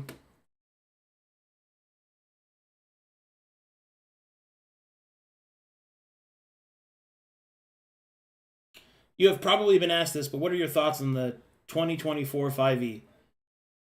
I've actually not really looked at it at all. I might do a stream where I just review that, where I review the book and give my 2 cents on it. But I can't really comment on it. I haven't read that far into it. I know people made a big fucking deal about the cover art or something, which, you know, just really asinine shit like that doesn't fucking matter.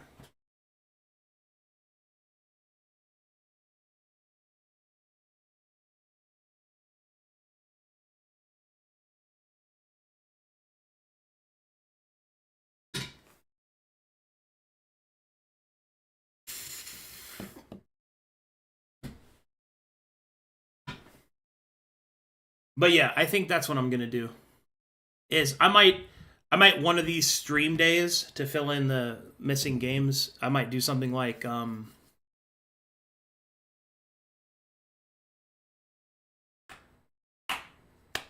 might do a full review of the player's handbook for the new stuff. I know a few people actually want me to do that, but I want to have like read the book first, and I don't think I can read it on stream. I have to double check that. So I'd have to read the book first, take notes, and then go over all the different pieces.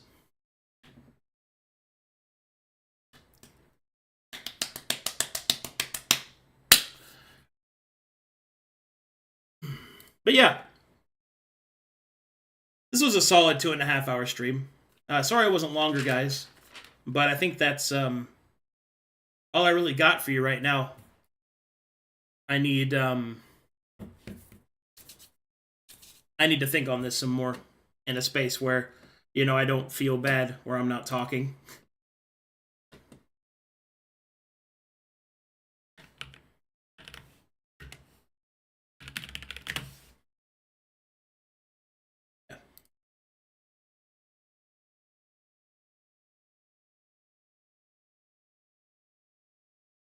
I like how you're setting up for things to be more creative, unique for characters and players. I'm gonna like to see how it plays. Yeah, thanks. I mean, I really want to explore this method of making a complex and in-depth system, but making the overall play simplistic, I guess, so that people can make simple characters that are effective, but if they want to do more, they can. Yeah, that's kind of where I want to go with that. But anyway, that'll do, I think. Thanks for watching, everybody. I'll probably be hanging out in the Discord, talking more D&D. And stay tuned for when I review the Player's Handbook. I'll probably give that the look over. I don't know, maybe tomorrow I might do that. I don't know. We'll see. Also, for those of you that are waiting for Corvallis games and stuff, I will be doing updates on Act 4 writing, letting people know when stuff's done, letting people know what I'm doing next. You know, I'm not going radio silent or anything over the course of the break. Oh, thanks, he was. I'm glad to see you're getting back into DMing, and I hope I was helpful. Alrighty. That'll be it for me right now, guys. I'll see you in the Discord. And once again, thanks for supporting the channel. It means a lot to see you guys here. And yeah, I'm really grateful. All right, I'll see you guys.